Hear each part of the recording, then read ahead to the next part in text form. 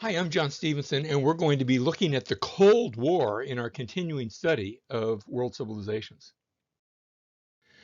The Cold War really has its origins at the end of World War II. What we're looking at here are the three leaders.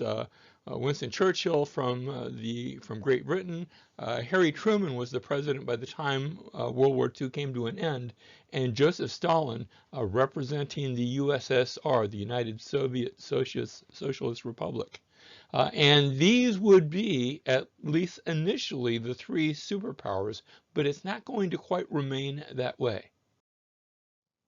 So we have, notice in blue, dark blue at least, you have those countries that represented the West, both the United States and Great Britain and other countries that were alongside.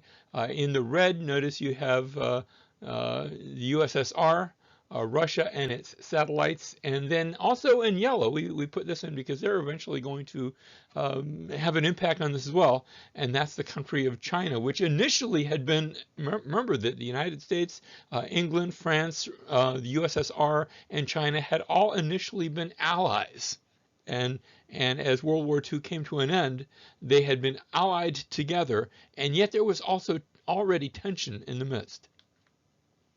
Now, the USSR was beginning to see expansion. Of course, remember that had been the issue with Japan.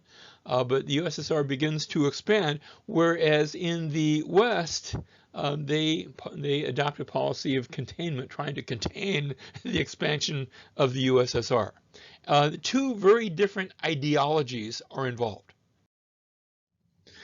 The post-World War II settlements involved remember that the USSR, in counterattacking against Germany, had come all the way to Berlin and had captured Berlin, and had actually moved even further east.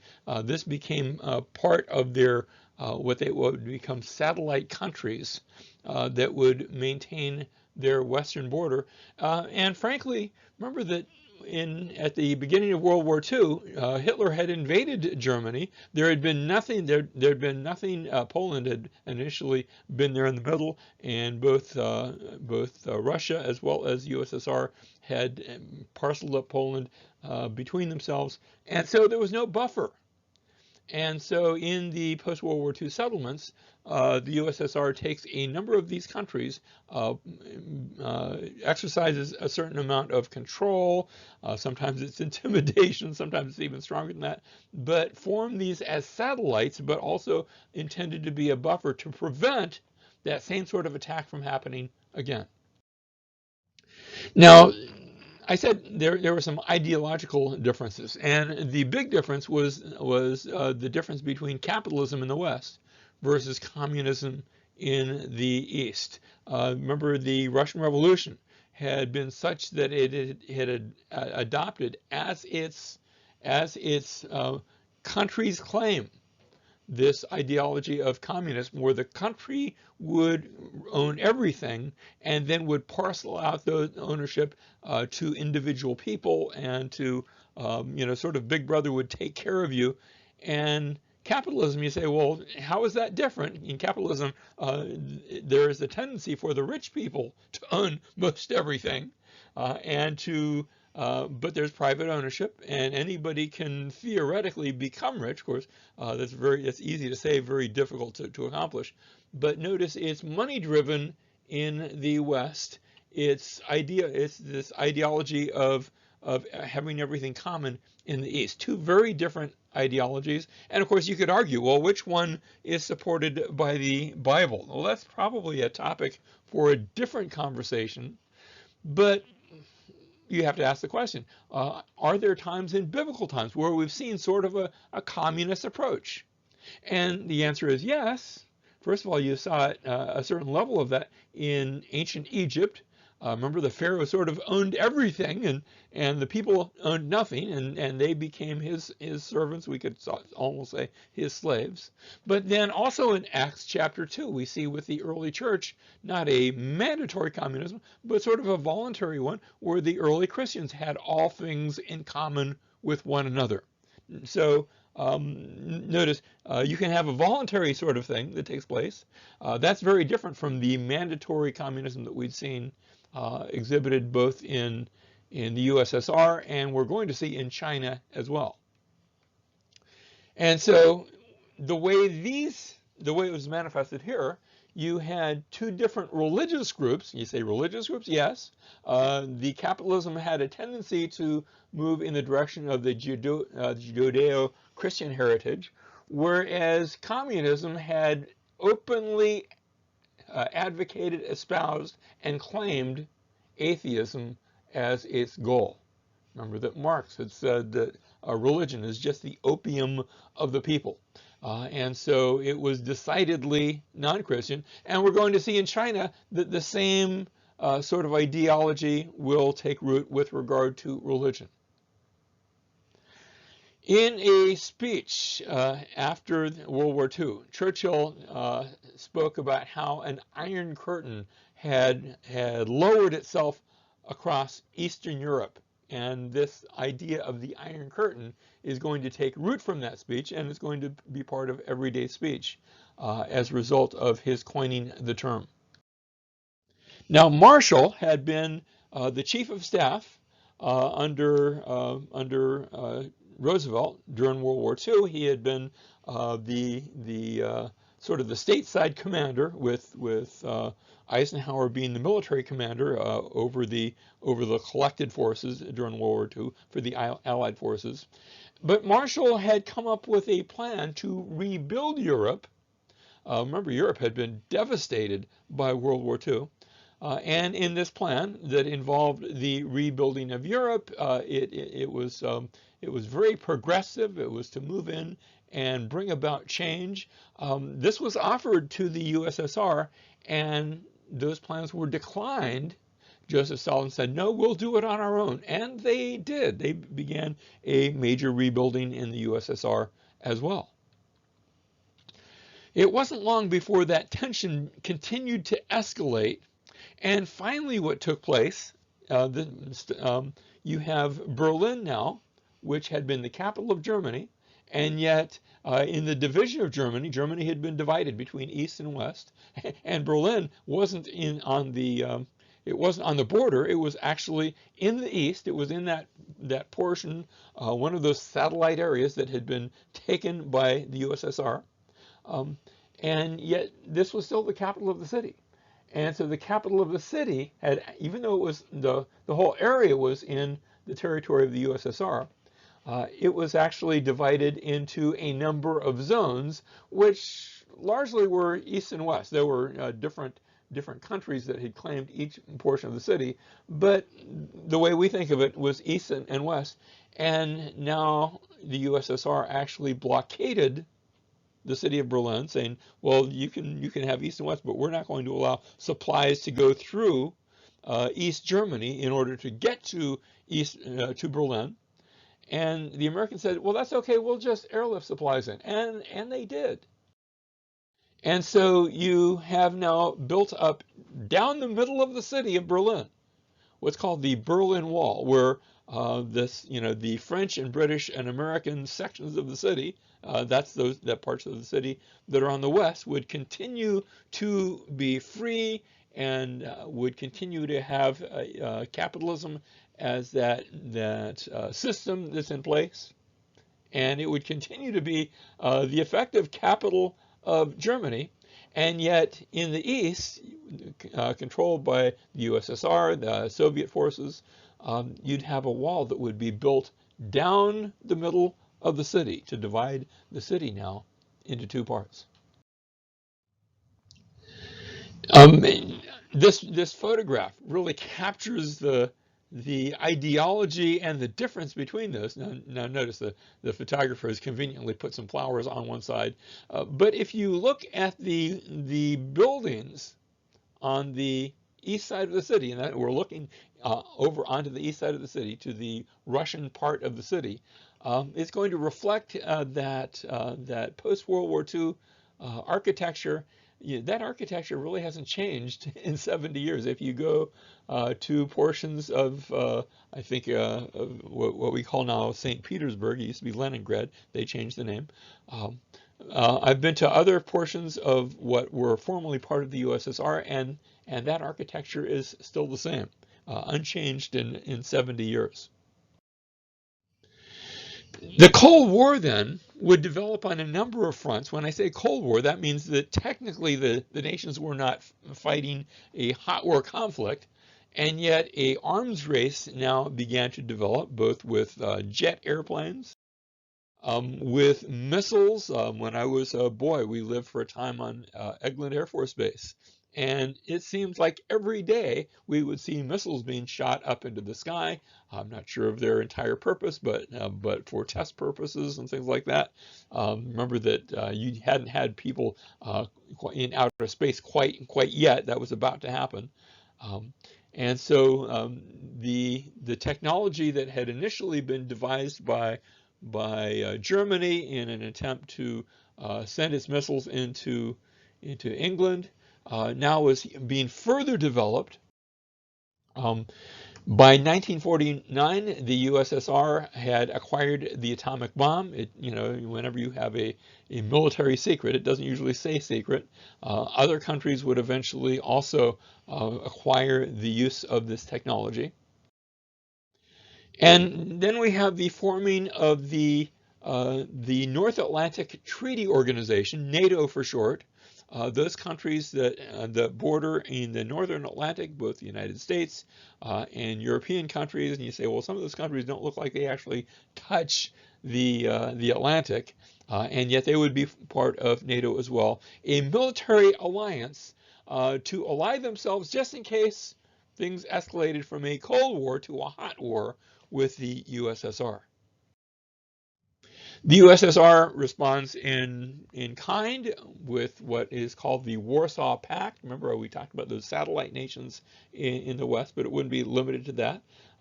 And so these countries would be, it's called Warsaw Pact. After all, Warsaw is the capital of Poland. And so these countries would likewise be banded together.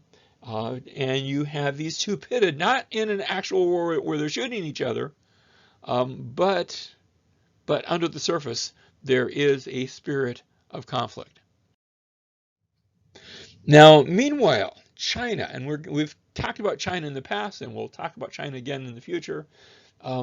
China had undergone some horrendous times in World War II, where Japan had invaded large parts of China and had taken over large portions of the country. Of course, China is very big, just like the USSR was very big and Russia was very big. So taking over the entire country was just beyond the ability of the Chinese. And yet these portions now, as Japan fell, these portions are going to be taken back over by China, but China wasn't unified. You have Chiang Kai-shek, the way they pronounce his name nowadays, or probably the way they pronounced it even in China, would be notably different. I'm using an older pronunciation, so forgive me. He had been the sort of, I started to call him prime minister. I'm just going to call him a dictator of China, and his rival, although they had worked together when necessary during World War II. Yet you still have this ongoing civil conflict, and now it erupts. Mao Zedong, the leader of the Communist Party in China, and these two would be pitted against one another. So you now have a period of civil war. Japan, as it surrenders, is going to be taken out of the picture. And so the very reason for these two political rivals to work together has now been removed. And Truman comments saying it was perfectly clear to us that if we told the Japanese to lay down their arms immediately and march to the seaboard, the entire country would be taken over by the communists. After all, the communists were represented by the common people. There tends to be a lot more common people than aristocracy. And notice he continues, we therefore had to take the unusual step of using the enemy as a garrison until we could airlift Chinese national troops to South China and send Marines to guard the seaports. So there was an overt attempt to make sure that as China returns to quote unquote the new normal, that it would be a capitalistic normal rather than a communistic normal, again, driven by this ideology. And so it wasn't long before the civil war in China resumes. And by 1947, they are back to fighting again. This is something that had predated World War II. And it's going to be the communists that come out as the victors. And so Mao Zedong will rename his country the People's Republic of China, and Chiang Kai-shek and those that are with him will run away from China, and they will retreat to the island of Taiwan, which, remember, that was part of China, where they will establish what they're going to call the Republic of China. So we've got two different countries, the People's Republic of China and the Republic of China, two different countries. And I'm saying that they're that, but the mainland will not recognize that even to this day. They say, no, they're in rebellion, but that's actually part of our country. So technically, we still have sort of we're not firing at each other, but we don't recognize that as a separate country. It would be like maybe somebody going down to Key West and saying, well, we're not part of the United States anymore.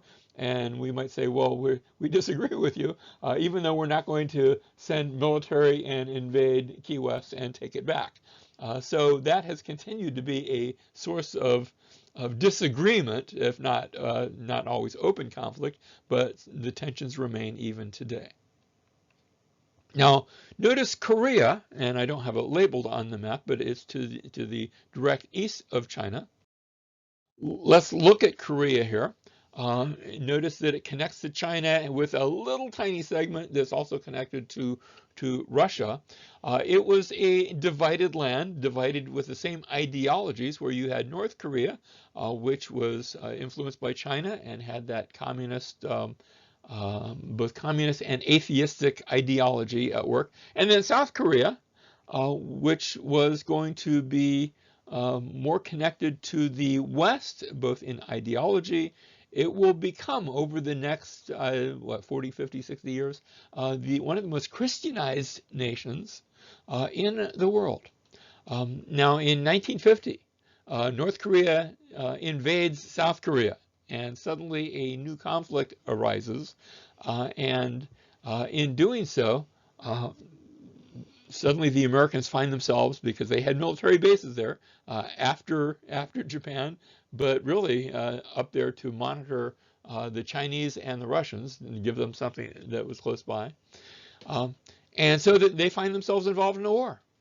And initially, of course, North and South Korea, that's one thing, but the United States had become one of those superpowers, and so General MacArthur, who was the general that was called in to put an end to that conflict, made some landings at Incheon, which notice I don't have it labeled here, probably should have, but it's just on the western coast near Kanghwa-do.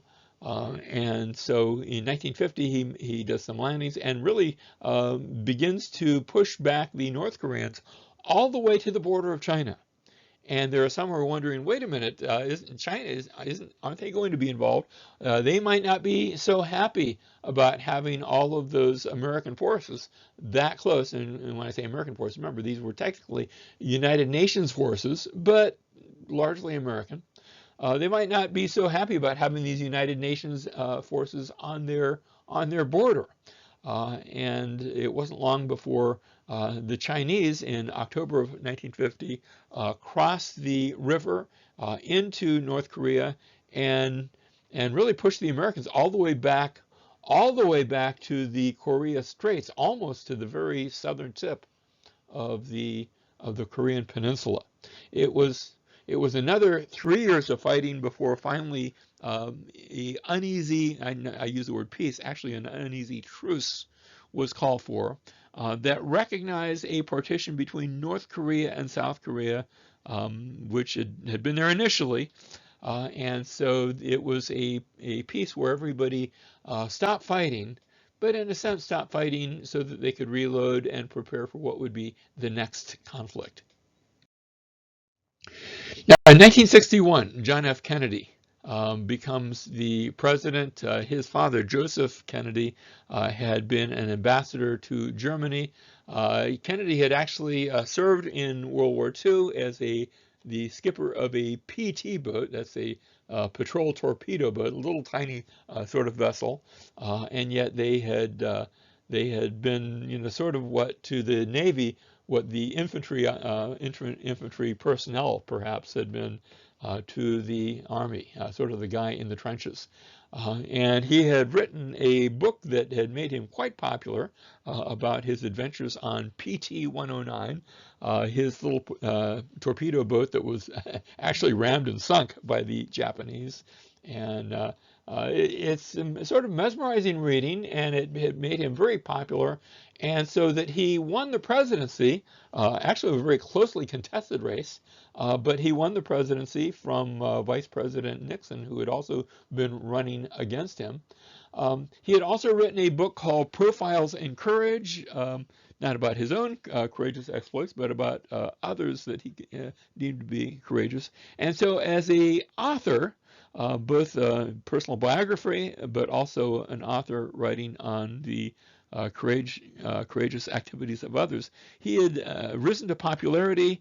He was at the time the youngest president that we had ever had.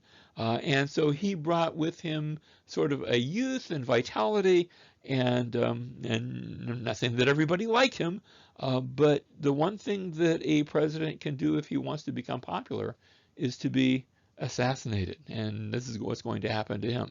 Now, his era is only going to be a couple of years. It was thought of as sort of a Camelot era with new hope. He was a very persuasive and positive speaker. It was during his short term that we have the establishment of the Peace Corps. Instead of people being drafted to go into the military and to fight, the idea is that they would go into other countries, not for war, but for peace, and to help develop those countries, teach them how to do basic skills and how to develop their countries. It was a wonderful idea. Like I said, he was assassinated in November of 1963. It's even to this day there is some disagreement as to who did the assassination. We know who fired the bullet, but as to the motives involved, the assassin himself was assassinated just a few days later. And so the reasoning was careful. It has continued to be carefully hidden. It's one of the mysteries of history as to who was behind these assassination plots. One of the more famous sayings of Kennedy during one of his speeches, he says, "Ask not what your country can do for you, ask what you can do for your country." And these words set forth this idea of volunteerism, of those who would go forth and things like we said, like we spoke about the Peace Corps, who would go about and seek to bring change, positive change in the world of his day. This was also the beginning of the space race that actually started a few years before Kennedy became president, where the Russians had launched a satellite known as Sputnik. It was the USSR that was leading the race. Notice the headline here: the Soviet fires Earth's satellite into space. It's circling the globe at 18,000 miles an hour. The sphere is tracked in 4 crossings over the U.S., so that this satellite with its systems was now circling the Earth, not paying attention to borders, just going around and round in an orbit over the Earth. This would be the first of many such satellites. It was in 1961 that the Russians, again, leading that space race, launched the first man into space, Yuri Gagarin, who actually was launched and then returned. Both made it into space, but then was able to return alive with a landing within the USSR. Now, John F. Kennedy, his response to this that same year, in a speech, he says, "I believe that this nation should commit itself to achieving the goal before this decade is out of landing a man on the moon and returning him safely to the Earth." And so Kennedy launched that vision. Remember, when he says this, the Americans are still trailing far, far behind their Russian counterparts in this space race. But he sets forth this vision and then gets Congress to throw its weight of funding behind this goal of trying to place a man on the moon and then bring him back safely. That was going to be a key factor. And so the American space race program was launched to a rather inauspicious beginning, but a lofty goal. At the beginning, you had what was called the Mercury Program. The idea here, let's try to do what Russia has already done. Let's try to launch a person into space. And so you had 7 such launches that involved both putting somebody into space, but also putting somebody into orbit. The next step for this was the Gemini program, launching not just a single man into space, but actually launching 2 people together, hence the term Gemini, which refers to the Gemini twins, this constellation that has 2 stars in it.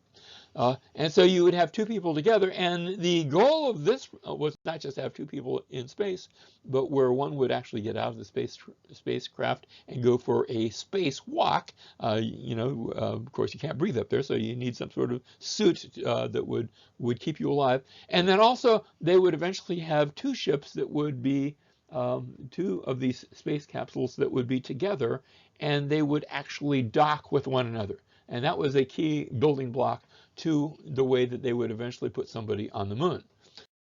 And this comes to finally the Apollo space program, which used that docking technology to take a craft that would not be able to return because it was much too light and it was a weight issue. But finally in 1967, sure enough, before the decade was out, a man, actually 2 men, managed to land on the moon and go for a moonwalk, and it would be the first of several Apollo missions. The first one was only making use of the spaceship, and then the second one was actually orbiting the moon. But finally, with Apollo 11, you have somebody, Neil Armstrong, landing on the moon and making his historic quote. His historic quote, "One small step for man, one giant leap for mankind," and it certainly was. Now, you had several more moon missions, but when they finally came to an end, since then we have not sought to land anybody else on the moon. People wondered, well, are we eventually going to establish colonies? To date, that hasn't happened yet. Perhaps someday in the future that will take place, but remember that the moon has no atmosphere. It's basically a dead planet, so there wasn't any reason, there wasn't any value to keep people there. It's a rather dangerous place, a lot of solar radiation, and so it's not really habitable for mankind. Now, at the same time that this was all kicking off, and I jumped all the way to 1969, but I want to come back now to the early 60s, still during the time of Kennedy, where you have in Cuba, to the south of the United States, just 90 miles off the coast of Key West, you have a military takeover that had taken place, a revolution. And as it turned out, it was now becoming a communist revolution, with Castro receiving aid from Russia, and notice this picture here, Khrushchev, who was the prime minister of the USSR. And so Russia now found itself with an ally very close to the United States, Similar to the way that, remember, we talked about how the South Korea had been an ally of the United States and had been very close to China and not all that far from Russia. So this is all part of that Cold War movement. In 1961, a invasion was launched from personnel in the United States. This was not sanctioned by the United States, although there were those who knew about it and looked the other way. A counter revolution / invasion at the Bay of Pigs to try to overthrow Castro. It failed miserably. They vastly underrated how popular Castro had already become among the common people. And so the Bay of Pigs was a failed invasion of Cuba by American nationals and by some of those that had been from Cuba who had run to the United States. The American military was not involved in it. Would have actually been illegal for the American military to be involved. And Kennedy had just become president, so he found out about these plans, and they were already underway, and so you can't really blame him. When asked about military aid, he said, well, we can't do that. We don't have the right unless we've declared war, and we haven't done that against Castro. Now, this escalated the following year, where the Bay of Pigs invasion had taken place. It had failed miserably, but fearful that now he might find himself at odds with the United States on the heels of such an invasion, we began to have Russian missiles imported into Cuba, and these were spotted in a spy plane flying over that area. And you say, wait a second, are spy planes allowed to fly over that area? Again, that's part of that whole Cold War mentality. But they began to find certain missile sites where Russians had brought missiles into Cuba, which of course the reason for them being there would be both defensive, but from there they could launch strikes into the United States. And this jumped forward a crisis in the United States, especially in Florida. I can clearly remember where school children were being instructed, in case of a missile strike, go hide under your desk. And I'm not sure how effective such a thing would be. And so in answer to this, John F. Kennedy, the president, declared not an embargo, because an embargo would be an act of war, but he declared a quarantine. It sounds like as though there's going to be an illness there, and you quarantine certain places if somebody is sick. And he says, well, they have an infection of these Russian missiles, and so we're going to quarantine. And he deployed the fleet, and with orders to not allow any foreign vessels, and especially vessels from the USSR, that would come into Cuba. And the world was actually found itself on the brink of nuclear war between these two superpowers. The war was averted in that October 1962 when Khrushchev offered to scrap the Cuba bases.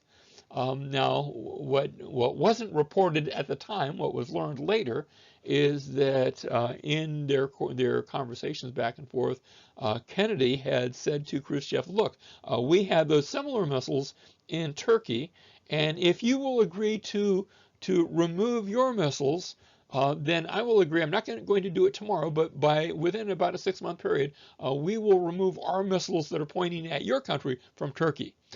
So we're not going to state that it's a quid pro quo, but it will have that effect. And this agreement between these two superpowers was reached. The details came out much later.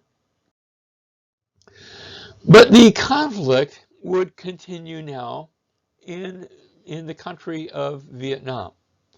And Vietnam, let's look at a different map. Vietnam had actually been a conflict that had started much earlier, with the United States having nothing to do with it. It had been a French colony, and remember, before World War II, you'd had the Europeans had a number of colonies both in Africa and in Asia, and the French had had this colony until the Japanese had come and conquered it during World War II. And one of the Vietnamese leaders, Ho Chi Minh, had fought the French for independence on the heels of World War II, seeking to drive out the French from this colony. And this war continued from 1945 to 1954. And throughout that period, you say, well, that's just between the French and Ho Chi Minh. But remember, the French were on the side of the West.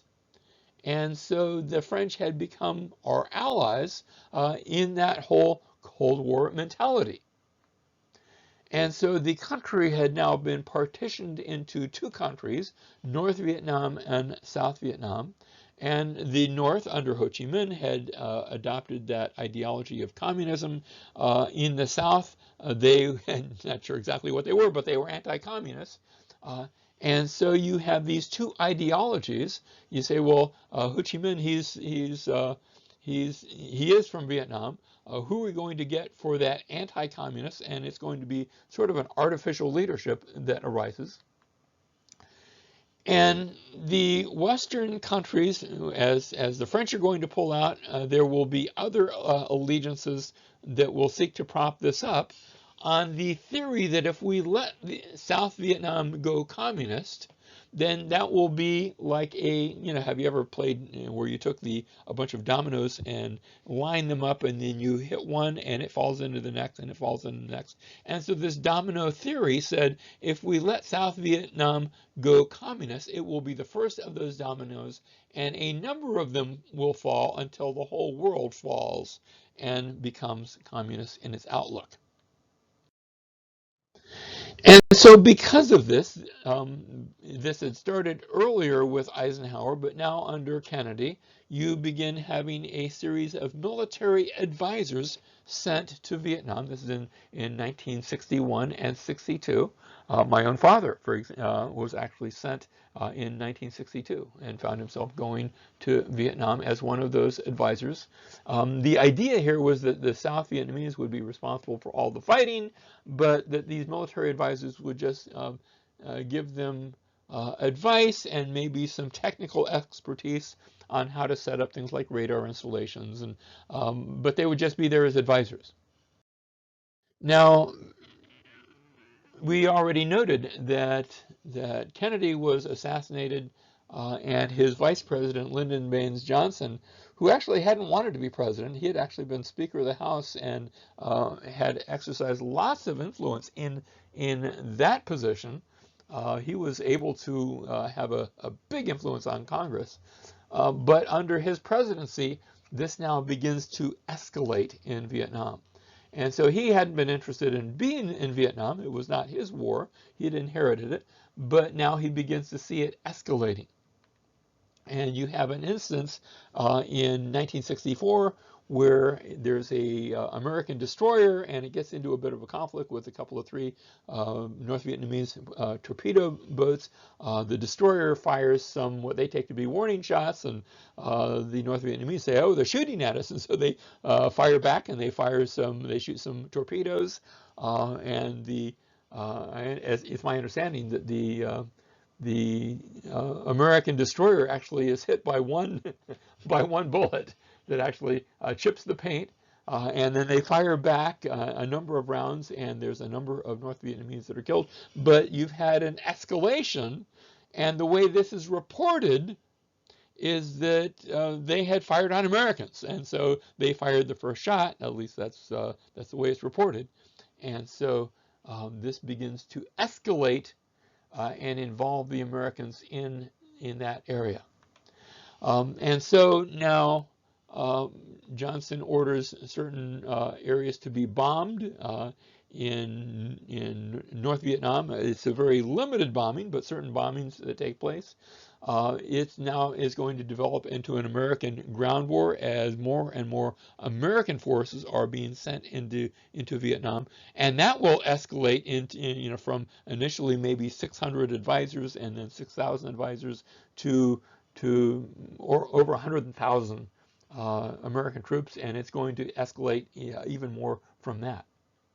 In 1968, the North Vietnam exercises what you could call the Tet Offensive. It's that because it takes place. It's called that because it takes place on a certain religious Vietnamese religious holiday, the Tet holiday observance, and they strike into South Vietnam, and suddenly the war has just ramped up into a major war, still in this tiny area. And you're beginning to now see an anti-war movement where those who are looking at this and saying, well, maybe we shouldn't be at war at all. Why are we there? And so notice we have this anti-war movement that is developing in Vietnam. This peace movement, and especially among the young, but I don't think it's necessarily limited to the young. And in 1968, as a result of the Greater Offensive, there is a massacre that takes place in the little village of My Li, where a number of civilians, and notice here in the picture, they are not just men who are carrying weapons. There are women, there are children, and they are killed. And there's just no justification for that. Of course, terrible things happen in war. We'd been seeing terrible things happen in World War II, and I'm sure in Korea. But the difference is now that we have reporters and pictures being taken, and some of the Americans are called in on this and put on trial and convicted of this open murder that has taken place. In 1970, during a demonstration, now it wasn't an entirely peaceful demonstration. The demonstrators had actually broken in and burned some university buildings, so that took it from being a peaceful demonstration to cases of arson. But the National Guard had been called in to maintain the peace, to stop any further buildings from being firebombed and destroyed. And the demonstrators were throwing rocks, and all of a sudden you have the National Guard that fires into the crowd, and a number of students on Kent State University were killed. And again, this made national headlines, and it pictured the way this was being exasperated, and the way that the conflict, even within the ideology of this country, was being challenged. Nixon now is going to become the new president, and as President Nixon comes to the office, his promise was to de-escalate the war in Vietnam. Now, he didn't say we're just going to pack up and quit, which might have been a very different picture, because he was looking for some sort of de-escalation and a way to win it, or at least to find some sort of peace that would be involved. And in the process, he actually invades Canada. He's trying to motivate the North Vietnamese to come to the peace table, and they're not having it. They're not willing to do that. They didn't see themselves as losing. They see themselves as ultimately winning this conflict. And finally, under Nixon, we have a United States withdrawal, where the conflict is passed over to the South Vietnamese. The idea is they're going to fight their own war, and actually they're not. Once it's passed over, it will very quickly fall apart, and the country will be reunited, and the North Vietnamese will take over the country. The fall of Saigon then takes place in 1975. Nixon, at the same time, by this time he's got other issues that have come under his purview with the Watergate scandal, but the Watergate scandal was directly linked to the whole Vietnamese War, because during that conflict there had been some military leaks that had taken place, and he had a organization, a group that got the nickname the Plumbers, because their job was to plug the leak, these military leaks. But then in doing that, they had also broken into the Democratic headquarters, and so they went beyond their purview of just plugging leaks, and they were looking to do wiretaps and try to break in and find information on the Democratic Party in order to get Nixon eventually and his party eventually reelected. Not that Nixon had orders for them to do that; they were operating on their own.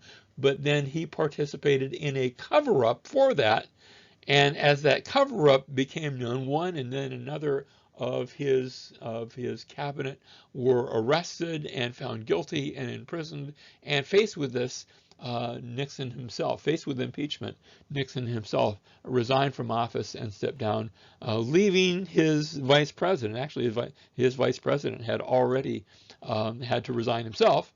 And so he had appointed a new vice president, Gerald Ford, and now Nixon resigns and leaves Gerald Ford, who had not been elected to anything, had just been appointed by Nixon himself to take the reins of government, at least for a time. Now, I'm going to jump forward without looking at all of the American politics, because remember, our big topic is the Cold War. And so we want to move to April 1986 as the next major development in that Cold War takes place. And that is with a breakdown of the nuclear reactor, a release of radioactive materials involving a fire at Chernobyl. And the USSR seeks again to cover this up. Initially, they send people in with radiation counters, and the radiation counters go up to about, I don't know what it was in rads, but they go up to a certain level, and I say, well, that's not so bad, not realizing their radiation counters only went that high. So it only went up to, if it's 400, I don't remember what it was, I'm making up the number, 400 rads or whatever it was, they had actually maxed out their radiation counters, and really the radiation was 1,000 times that high. But they reported, well, it's bad, but it's not that bad. And so, for example, they had, this was in April, and just a few weeks later, they had the May Day celebrations where people would be out on the streets celebrating, and they allowed this to go on while this radioactive cloud came over them and hit the people of Ukraine. That was the province there of the USSR. And caused great havoc and great illness, and a lot of people were exposed to radiation. And that same cloud would eventually go over a good section of Europe and put Europe in sort of a quandary. And the government is involved in a cover-up. Now, initially, like I said, there were just some mistakes that were made, but then they tried to keep it secret. And this has the result of having the citizens of the USSR begin to look with increasing suspicion upon their own government. And this might be the first step of what would be a series, we talked about a domino effect earlier, of a domino effect that would result in bringing the USSR down, that would put an end to that Warsaw Pact and would see these areas of the USSR break up into separate countries, so that now today we have a country we don't just call it the province of Ukraine, but it's a separate country. And Belize and other countries that had formerly been part of that United Soviet Socialist Republic. In 1987, Ronald Reagan, the president at the time, delivered his speech in Berlin, and he actually spoke to the Russian Prime Minister, Mr. Gorbachev, tear down this wall. And his words were almost prophetic. So that a couple of years later, November 1989, we see the Berlin Wall coming down and that was very symbolic of the USSR coming apart at the seams. It would begin to come apart at the seams. I actually have in my office a little tiny bit of crumbling masonry. My older brother was there in Berlin. He lives in Germany. And he sent me a package with a crumbling bit of the wall. He was there, and he said, to one of the construction workers, can you break me off a couple pieces? And he sent me one, so I actually have a bit of that as a reminder that certain things don't last. Now, I want to switch from Russia over to China in 1989, as this was taking place in the USSR, and you have the Berlin Wall coming down. You also begin to have a series of student protests in China. This took place in Beijing, in the capital, and it was a call for human rights, that they might see the same sort of changes in their country as the USSR and Russia was seeing in theirs. However, in this case, it took a very different turn, as the government authorities eventually called for martial law and forces were brought in. Protesters were shot. This was a striking picture where a protester went up and just stood in front of a series of tanks, and it made for a graphic picture, but doesn't show the rest of the story, as eventually he was moved from the way, and then the tanks continued and protesters were shot and a number of people were killed. And instead of a counter-revolution coming to China, China took a very different stance. Now, meanwhile in Europe, and I'm sort of going back and forth, Europe had developed what they called in 1957 a common market, and the idea here was that they were separate nations, as they had been for some time, but that they would be unified with a common market where they would not impose tariffs one upon the other. England did not initially join this, and when England sought to join at a later date, Charles de Gaulle, the Prime Minister of France, actually vetoed the British admission. Eventually, de Gaulle stepped down from office, and England, for a time, as it turned out, for a long time, it became part of this European Union. So that the European Union was now developed in 1993. It's formerly had been just part of a common market, and yet this, as a union, it was going to have a much tighter, instead of just not charging for tariff fees. With the European Union, you could have movement from one country to another. You would have a common passport, for example. The headquarters would be in Brussels. There would be a common European Union passport where you would be a citizen of all of these combined countries. They would have a common currency, although England was reluctant and slow to give up its currency, as it turned out, for a good reason. In 2016, England voted to leave the European Union. They called it Brexit. The British would be exiting this. It was voted in 2016, but it was delayed for a number of years, and finally, up until just recently, I'm filming this in the year 2020, so in January 30th, 2020, the exit of Britain became official, and it is now no longer part of that European Union, which means that the story of the Cold War and the Hot War and the in-between, it's still continuing. It's not over yet. We're still in the middle of this. What will it look like in the future? Well, we'll look at that in future classes.